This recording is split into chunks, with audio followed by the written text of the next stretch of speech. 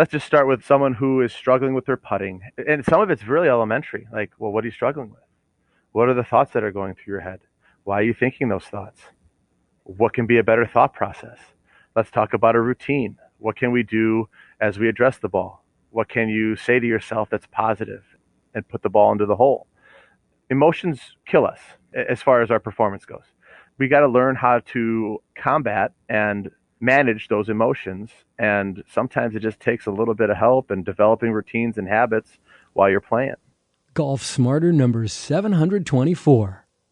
The advantages of peak performance training for student athletes and yourself with Coach Joel Pelland. This is Golf Smarter, sharing stories, tips, and insights from great golf minds to help you lower your score and raise your golf IQ. Here's your host, Fred Green. Welcome to the Golf Smarter podcast, Joel. Hi, Fred. Thanks for having me on. Hey, it's great to have you on. You reached out to me, actually, because you heard one of the episodes with Carrie Mumford. Yes. Yeah, I've heard of your interest about Carrie Mumford. I think it was the title of the podcast and the mental game and all of those intricacies. I'm always trying to learn more. And so anytime I can see a mental coach or a sports psychologist, I'm just trying to pick up tips. And that was a really good episode. Thank you. And yeah, I reached out to you just because I like the mission that you're on right here and like giving back. And hopefully I can provide a little bit of wisdom to some people out there. Well, where does your wisdom come from? What is it that you do? So you didn't come to me as a golfer, right? No. So first off, I'm a husband and a father, 5 kids, 5 and under, 2 sets of twins. And so just pause for that. Let's give this guy a moment of wow. Not silence. There's no silence in his house with 5 kids under the age of 5. Wow. Yeah. No, and it's a challenge, but I'm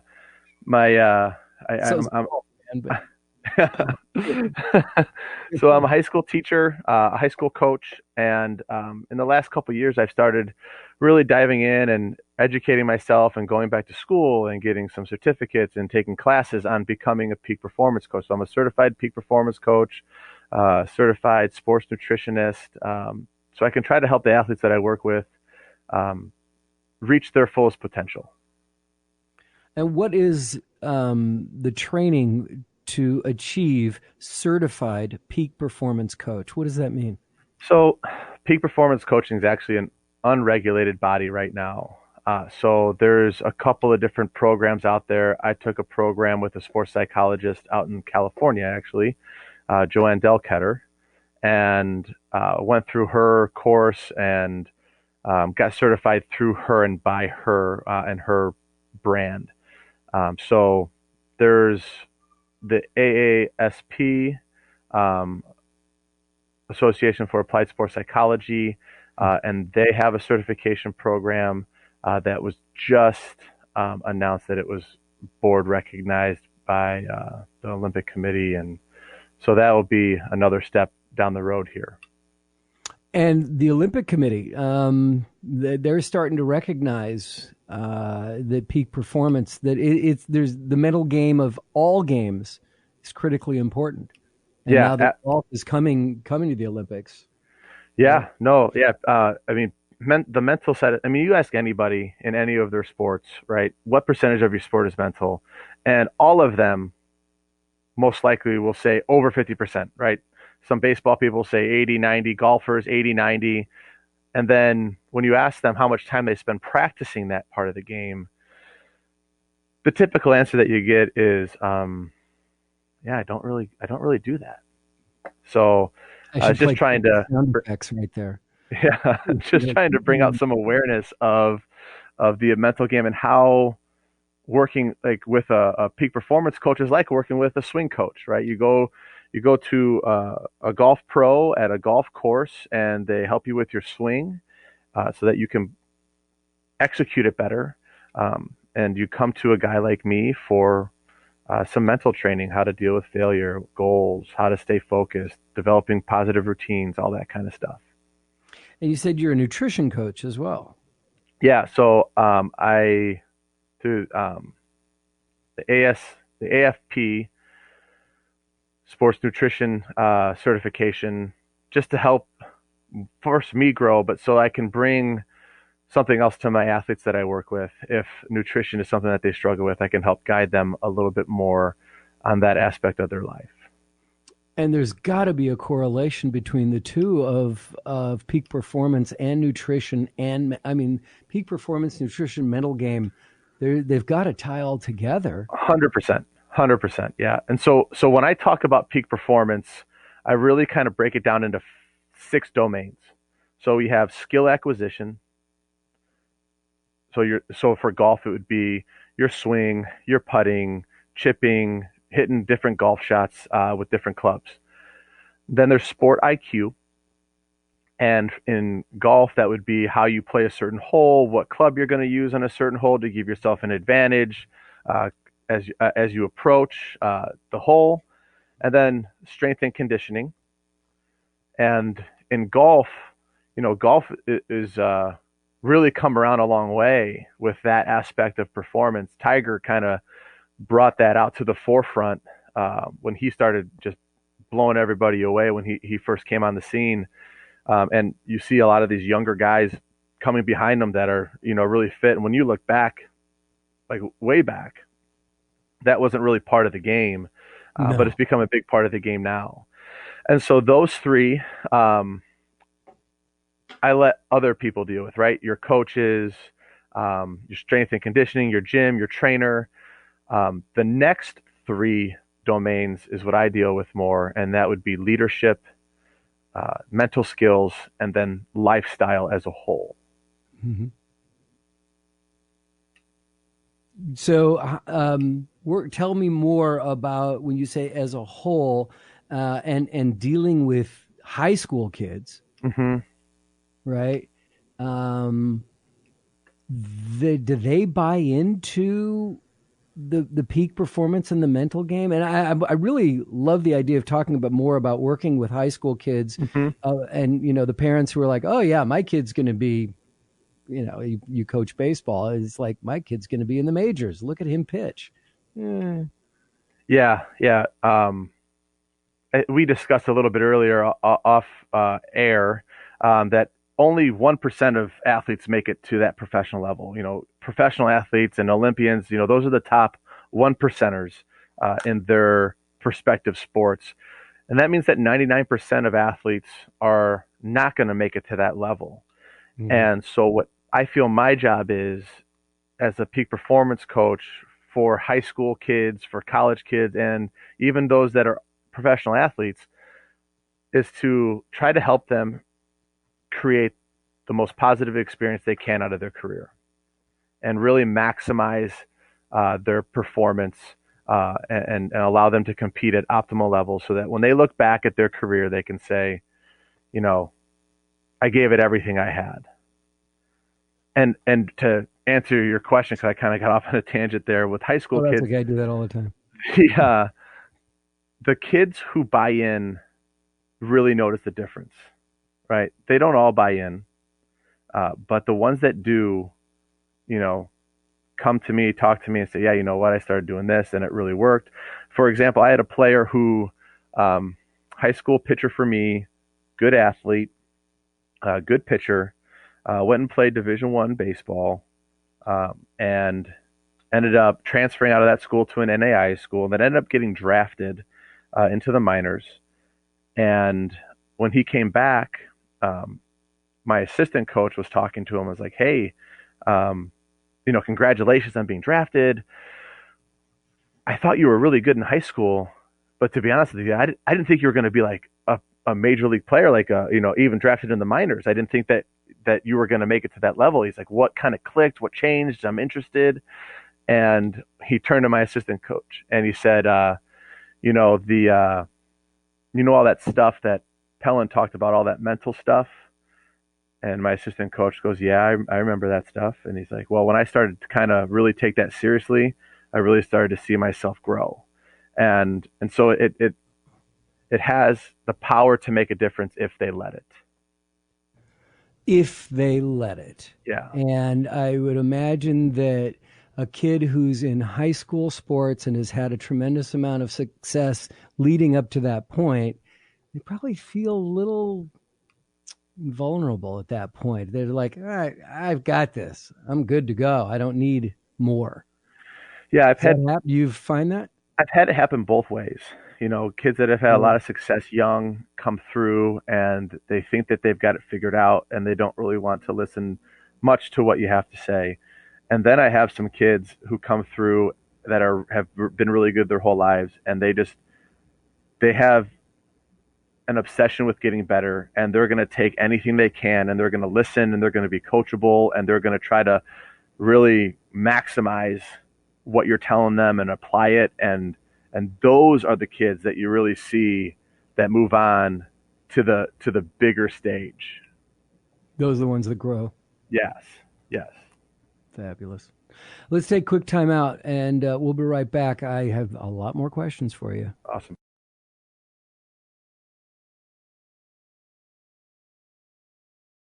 Let's talk some more about working with high school kids and getting them whatever sport, but let's see if we can focus on golf. Well, let's talk about parents. When you say that a buy-in, when the kid gives you a buy-in, what does that look like from your side? That's a great question. So with high school athletes, the first thing with coaching in general, whether you're coaching baseball, football, golf, badminton, bowling, whatever it is relationships and connection. And and the old adage and the old saying, people don't care how much you know till they know how much you care. As cliche as that is, it's so true. And especially with high school kids, because they're looking for people to mentor them. They want to be mentored, but they need to be able to trust you as well as a coach. And so the buy-in it's a process. It's a process of letting them know that you care about them, that you love them, that you want the best for them, and that you're going to give them everything you have to maximize their potential. And once you're able to kind of build that relationship, then that's when you start seeing the buy-in, right? Because if they don't trust you and they don't, then there's going to be a little bit of a wall up. And so coach's job, regardless of the sport, like I said, is to try to methodically break those walls down and have them let you into that part of their life. What happens when you get a buy-in from the kid, but not the parents?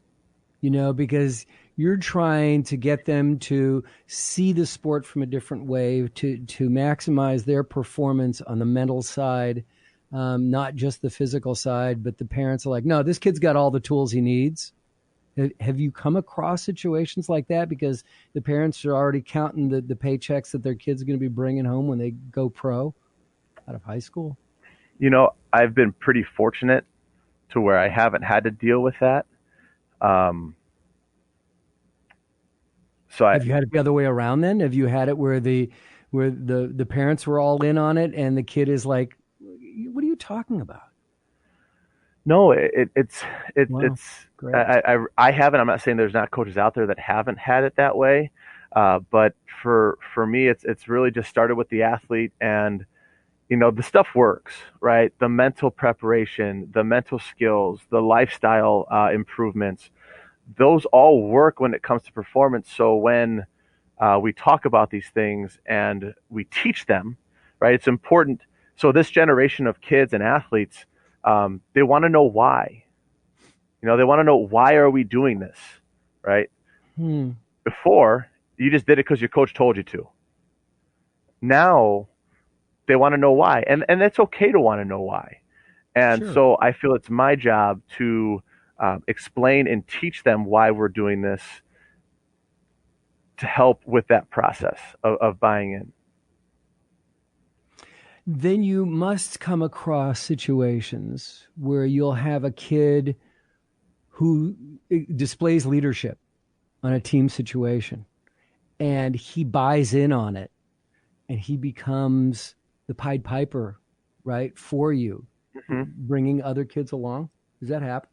Yeah, yeah, it happens all the time, and um, it's I'm glad that you brought up leadership because it's big, and even in golf, right, at the collegiate and high school level, leadership's important because although it's an individual sport, you still have a team score, and Mm-hmm. there's other guys relying on you, and even at the PGA level, right, when you talk about leadership, I mean, talk about integrity, right, and just doing the right thing and playing the ball.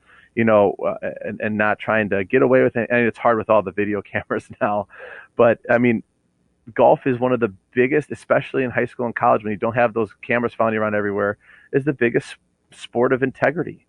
Do you fluff the ball up a little bit when you see no one's looking? Or do you play it the way it is, the way it's supposed to be played? And so teaching kids those skills, those leadership skills, and holding them accountable to them is huge, not just for golf and sports, but just in life in general.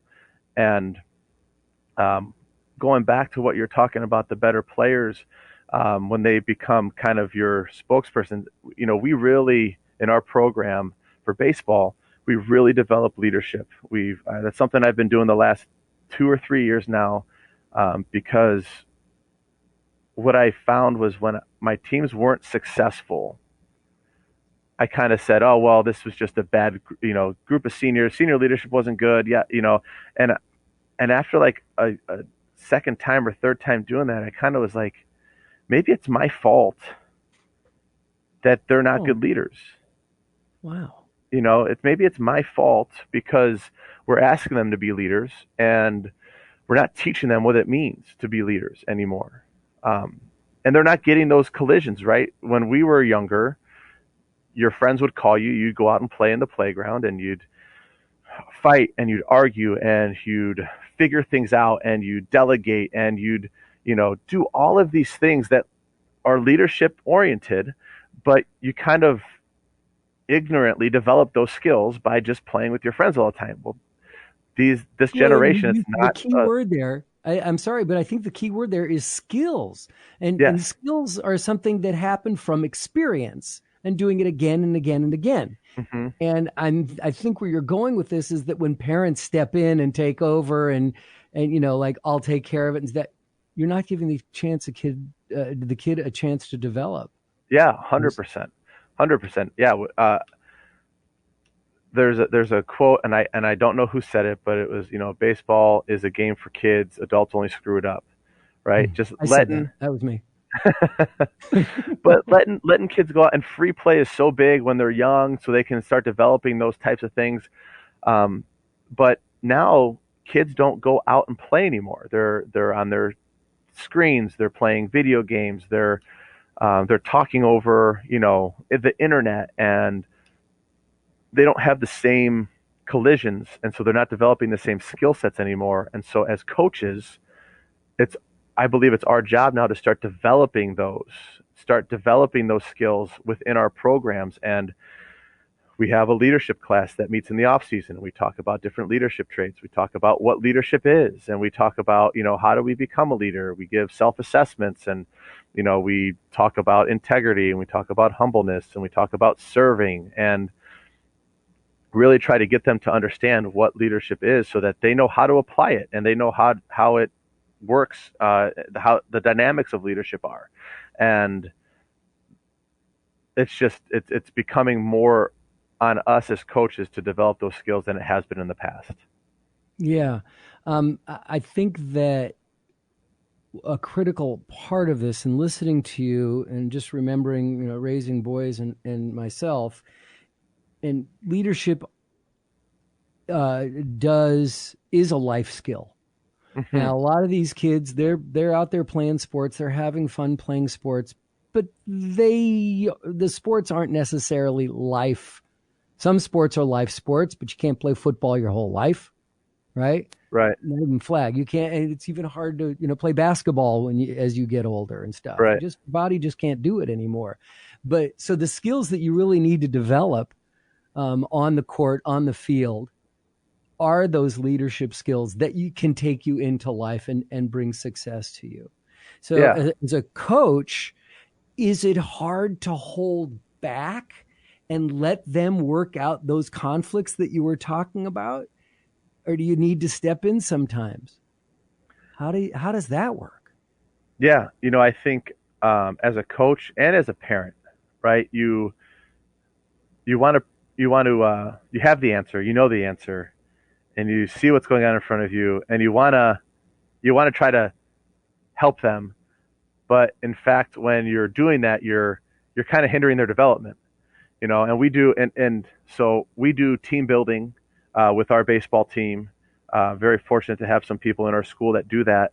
But I don't do that, right, with my team. I do that with other teams. I do that, with other programs. I'll do team building workshops and, different communication stuff and trust issues and, communication. But I don't do it with my own team because it's important, I feel, that it comes from another instructional voice. And so I just kind of sit back and I observe and I watch these guys. I watch the dynamics, how certain guys interact. And so that helps me kind of see a little bit of who's gonna be the leader here, who's gonna really, break out. And in those sessions, like I'm surprised every year there's at least one kid that I never thought would be that kind of guy who steps up to the plate in those settings and starts taking charge and starts putting forth ideas and starts including other guys. And like, it's like, all right, I need that guy. I need to be more aware of that guy and what he can bring, but if you step in, you could potentially quiet that voice, and you want to make sure that they're all heard. Absolutely. We're going to take another time out. We'll be right back.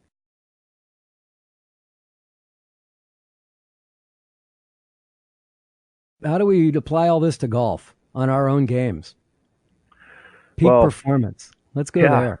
Yeah. So it's tough to do on your own, right? Mm. Things are hard to do. Like, so parenting, for example, right? It's tough, right? Parenting's hard. And I'm fortunate that I have some people in my life that I can call when I'm struggling. And it's the same thing with sports, right? You go to your coach if you're having trouble with your swing, and you come to mentors or peak performance coaches or sports psychologists when you're not feeling right mentally, and it's hard to do it on your own. And I believe that we were meant to do life together in community with other people, and we're able to bring the best out of each other, and that's what I try to do. There's a lot of changes that people can make. Even the novice golfer, right? The guy who wants to lower his score by a few strokes. There's things that they can do mentally and in their own life to accomplish that goal. And I'm a believer that a lot of the answers that people are looking for, they already have. They just need to be asked the right questions to bring it out of them. Does that make sense? Yeah, but like what? So someone who's struggling, let's just start with putting, right? Okay. With putting. And someone who is struggling with their putting, and my question would be, well, and some of it's really elementary, like, well, what are you struggling with? What are the thoughts that are going through your head? Why are you thinking those thoughts? What can be a better thought process? Let's talk about a routine. What can we do as we address the ball? What can you say to yourself that's positive, before you go to and put the ball into the hole? And so it's just those little questions that, okay, you know what? Because we get emotions kill us, right? As far as our performance goes. Well, and I guess in life too, depending on stresses and stuff like that. But as far as our performance goes, we got to learn how to combat and manage those emotions. And sometimes it just takes a little bit of help and developing routines and habits while you're playing. And what suggestions would you make as far as routines and habits? So I'm a huge fan of the deep breath. I think taking a deep breath does a lot of things for you. One, it places you in the present moment, right? When you talk to athletes and you talk to sports psychologists, they all thrive by being fully present in what they're doing. Mm-hmm. And emotions can take us to a past shot that we made that we're still mad about. The 2-foot putt that rimmed out and gave us an extra stroke, and that's still in the back of our mind. Or now you're facing your next hole, and there's hazards right in front of you, and you're worried about those, and that's in the future, right? That hasn't happened yet. That's a narrative that you're making in your own mind that could happen. And so the deep breath puts you in that present moment, because we don't breathe like that normally. So in order to take that deep breath, you have to consciously tell your body to fully inhale, fully exhale, and ground yourself in that present moment. Along with that, the deep breath helps to slow down heart rate, helps to slow down breathing rate, helps to, keep your mind from racing, and really just kind of plants you where you need to be, and that's in that shot. So for routines, when I work with golfers, I would develop this routine, and we would develop a focal point, right? Something that's constant that we can go to focus on before we hit. We would take our deep breath, and as we take our deep breath, we would have some type of positive self-talk, nice and smooth. For me, my routine when I'm golfing is good tempo. So I have a tendency to overswing when I'm golfing, try to muscle up. So when I approach the ball, it's good grip, good tempo. And that helps me keep my swing a little bit more free and a little bit more biomechanically sound. And then you just got to trust your stuff, right? I mean, if there's any golfers that are listening to this that haven't read 7 Days in Utopia, you need to you need to read it. It's a phenomenal book. It's a movie, but like all movies, the book is better. And it's written by a sports psychologist who David Cook, and it's incredible. And he writes this fictional story based on a lot of real experiences that he's had with clients. And the book's phenomenal, but and the movie's good too. But I love the book more. So there's my plug. I don't even know, Dr. Cook, but that's my plug for him. I have no stake in the book or anything like that, but it's awesome. When was the book? I've never. I love this. I've never heard of the book or the movie. Let's see. The book was published in 2006. Wow. Yeah. I've never heard of it. That's well, in great. 2006. I'm sorry. In 2006, it was published as Golf's Sacred Journey.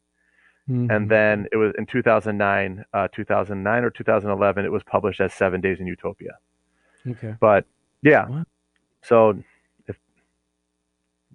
we're talking about, we started talking about Kerry Mumford early on and his Clear Key system. And I actually was blessed before he passed to work with him one-on-one at a golf school in Arizona.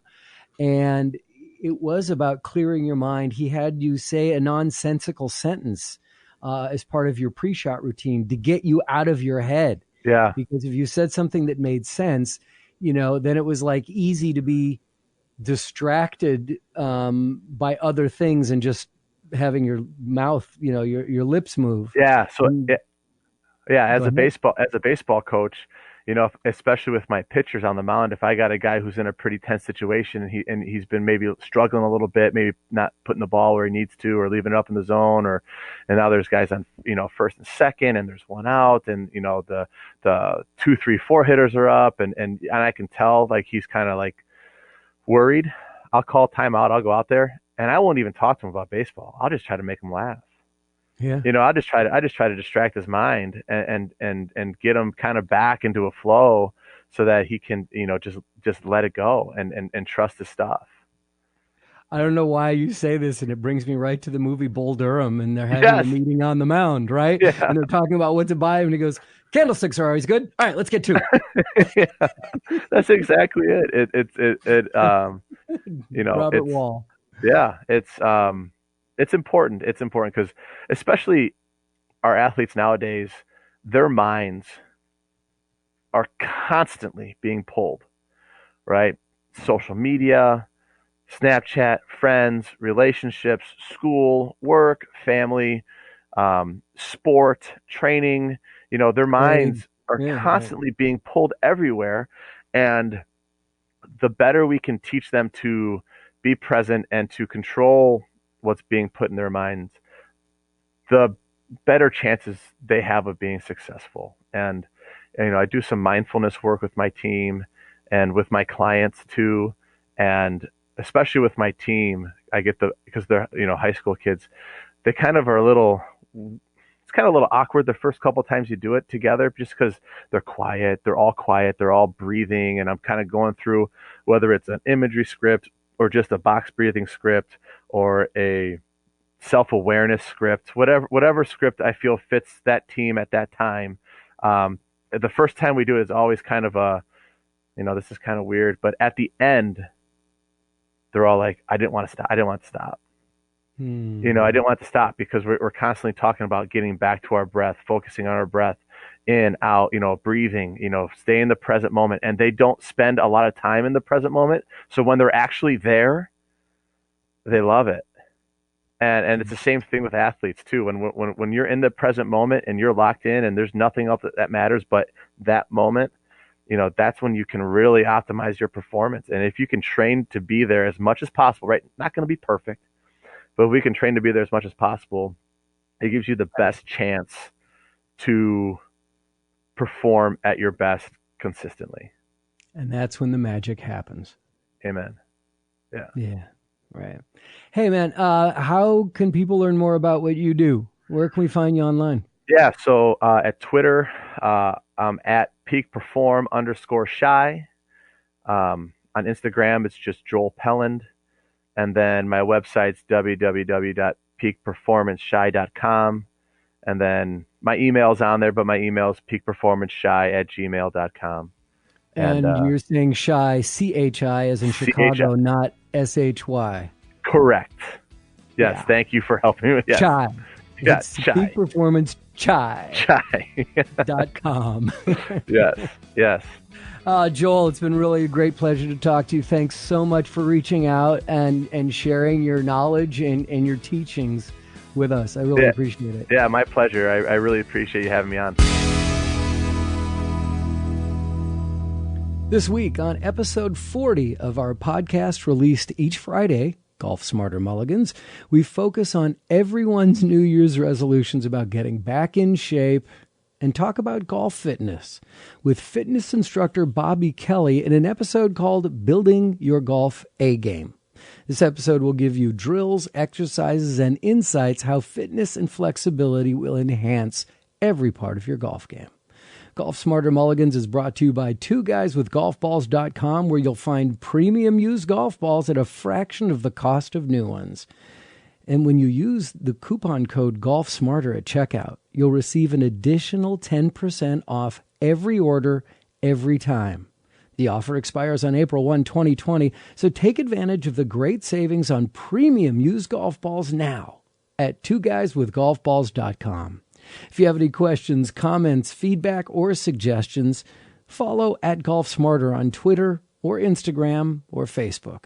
Read our content on LinkedIn or just click on the Hey Fred button at golfsmarter.com.